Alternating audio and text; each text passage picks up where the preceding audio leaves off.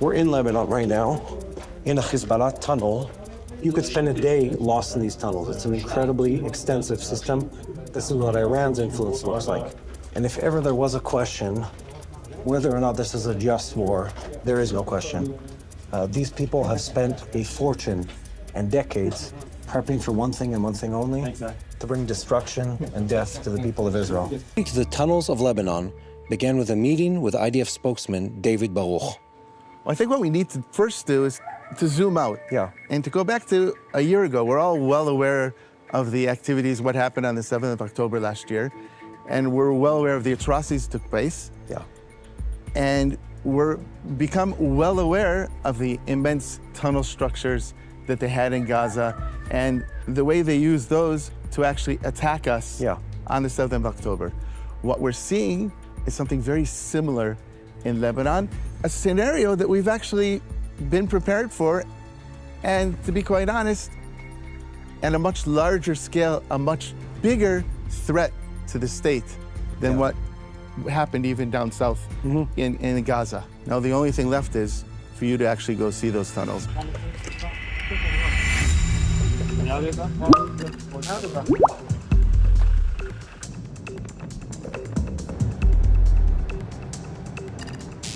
We've just rushed up north to join the 36th Brigade. We're about to go into Lebanon to see some of the newest findings that the IDF has discovered in this part of the country. It's been quite a rush getting up here. We had about an hour's notice before we had to leave the house at the end of Saturday, at the end of Shabbat. I left my kids, my family, got in the car and drove straight up north to see what we're about to see. That's where we are. We're in the middle of a graveyard. You see these are all the graves. And the graves are all placed exactly in the entrance to the tunnel. And the whole purpose of this operation was to hide the entrance to the cave among the graves. So what we're seeing here is the entrance into a tunnel. We're about to climb down into this tunnel over here. This tunnel reportedly is full of ammunition, equipment to equip Hizbullah. This is incredibly well crafted. This reportedly is the longest tunnel found so far inside of Lebanon. We're in a village called Maroun Aras. You can hear the thuds above our heads of the explosions. In this tunnel, reportedly, we were just talking to the brigade commander. Takes us down underground to see a tunnel well equipped with ammunition, with gear, with explosives.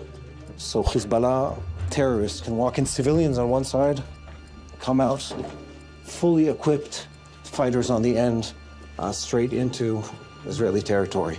Look at that. Look at those RPG rocket heads, just piled up over here, neatly in the corner.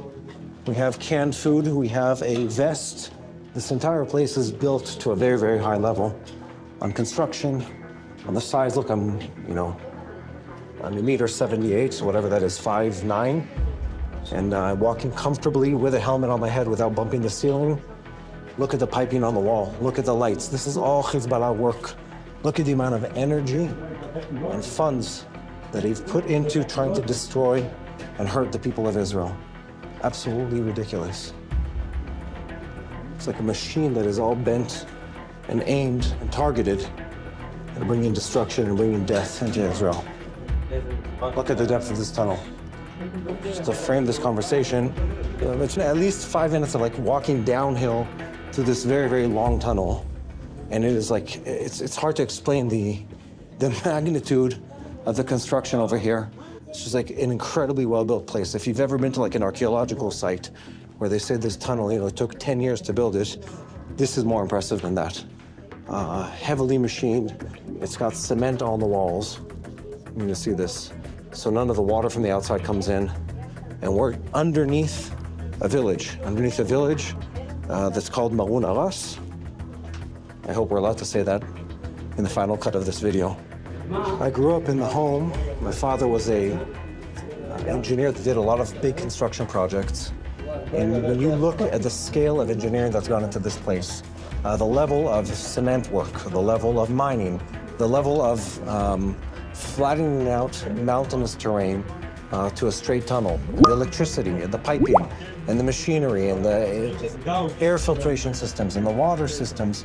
An incredible amount of money and resources has gone into making this place what it is. It's money that could have gone to building up Lebanon, the people of Lebanon, to helping people in the poor villages in this area, and instead it's gone for destruction in an attempt to hurt the people of the state of Israel. Look at this. Mattresses, vests, sleds to pull the gear. So much equipment.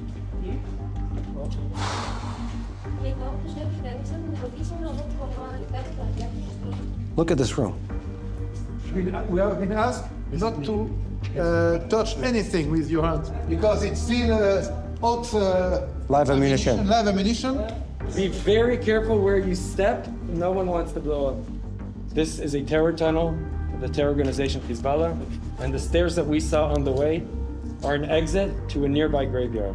This tunnel is a couple 100 meters long, and there are more rooms similar like this. In these rooms and crevices, we found a lot of fighting equipment and gear, including weapons, ammunitions, and uniforms. Everything that these terrorists need to walk in as innocent civilians and walk out as a fully functioning fighting terror force. These tunnels have been built so that these terrorists could stay here for long periods of time. There's bathrooms, there's ventilation, there's food and water, and we could see significant preparation from this underground complex.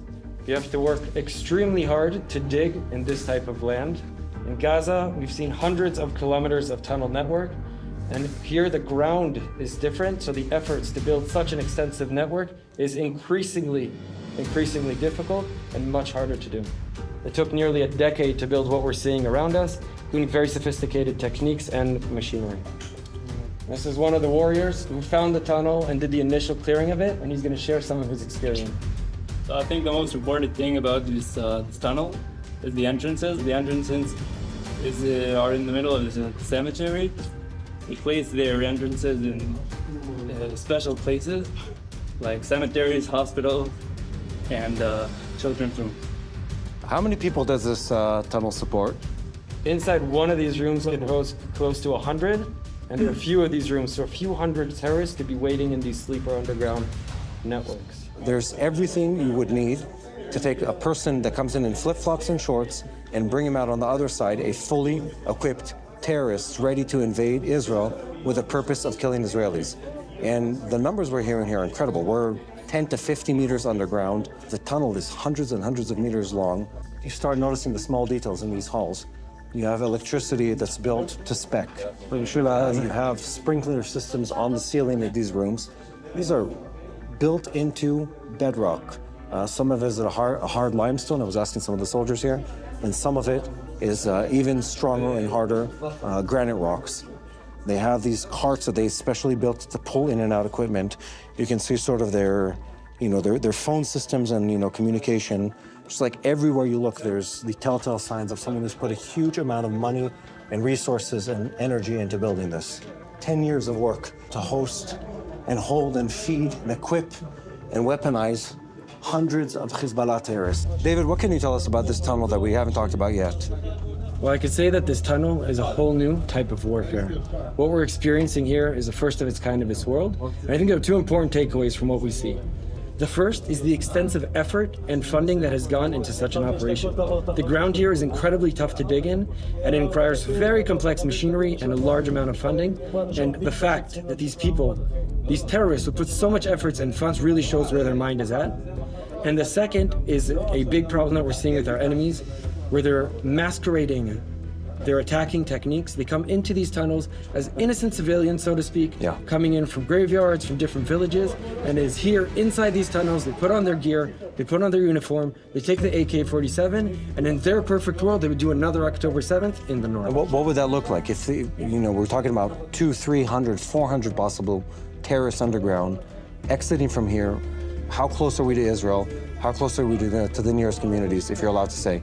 It's very unfortunate, but we don't have to imagine what it looks like. We saw it in the south. That's exactly what they were planning here in the north. And Hezbollah has been posting about it. They've been very, very open about their intentions to kill, rape, mutilate, and kidnap as many Israelis, Jews, and Muslims alike as possible. Where are the people that were supposed to man this tunnel? The IDF took over this village, probably one of the first villages when we invaded southern Lebanon. Where did all the terrorists go? In Israel's fights, we put aside the element of surprise as soon as we notify the civilians to evacuate.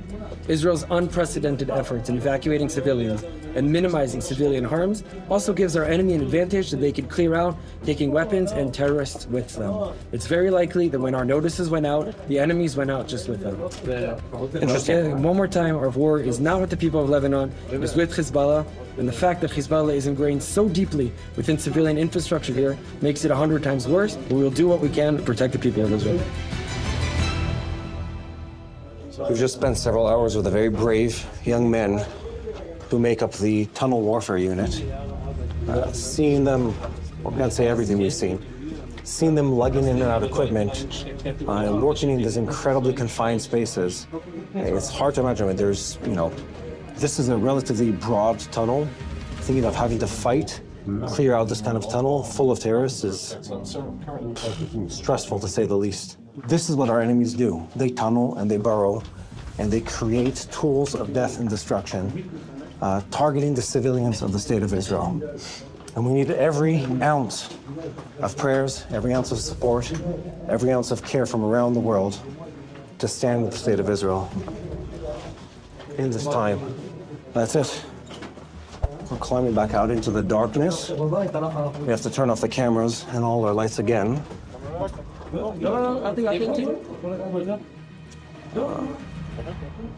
What a stark contrast between the light of the tunnel and the complete darkness outside. Guys, one of the interesting things that we just encountered tonight is that, well, among many different interesting things, is that right across the border, right next to this enormous terrorism tunnel, is a UN post, an enormous UN post. And instead of reporting and preventing the terrorism that has been embedded really close to the border with Israel, they're just, I don't know what they're doing there. Well, they're definitely not doing their job. They were not preventing Hizbullah from building a tunnel and were keeping terrorists right on the border with Israel. And I think people around the world, I am sure, I'm convinced people around the world need to know what's happening here. I need to know that the UN is not a solution to the situation over here, that there must be a more substantial and more robust solution to prevent Hizbullah from once again threatening the people of northern Israel. Anyway, it's been an incredible night here with the IDF going into Lebanon to see this enormous terrorism tunnel built right on the border with Israel by Hizbullah terrorists. A tunnel full of weapons, a tunnel full of equipment to equip Hizbullah terrorists who were aimed at coming into Israel to harm Israeli civilians.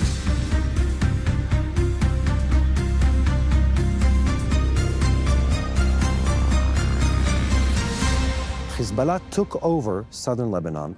They took the best of the Iranian economy, the Lebanese economy, and the people of those countries, and they took all of that negative energy and built fortifications and tunnels and equipment, all aimed at fortifying the southern border of Lebanon against Israel, but not in a defensive way, in an attack way, so they can launch anti-tank missiles into Israeli homes, scare Israelis out of their houses, so they can send raids into Israeli territory and kill Israeli civilians, so they can hide Lebanese Hizbullah terrorists in those tunnels to come out on the other side of the Israeli border and again kill, kidnap, murder Israeli civilians. So when you look at that bigger picture, this isn't a question of like, did we attack, did we invade? No, we're on a protective maneuver through southern Lebanon because they've done everything they can to destroy us. Not only that, in every one of those things that you just spoke about, we've shown that we've been in a responsive action. Yeah. We responded to Hamas by going into Gaza. We responded to Hizbullah by doing the activities that we're doing in Lebanon right now. And we've responded to an unprecedented attack from Iran with the most number of ballistic missiles shot from any country in history, and we've responded to them as well. That's a good place to wrap up. What you say is very interesting to me, is IDF did not invade southern Lebanon for the purpose of attack. We invaded to protect the people of Israel. And what we found there, although the intelligence already knew most of this in advance, was sort of undeniable evidence to the fact that the Iranians, through their proxies, Hamas, Hizbullah, the Houthis, and everyone else who's willing to fight for them, are willing to destroy life for civilians in every country around the world as long as it hurts the people of Israel and the Western way of life. And I think that's really the thought to leave this with.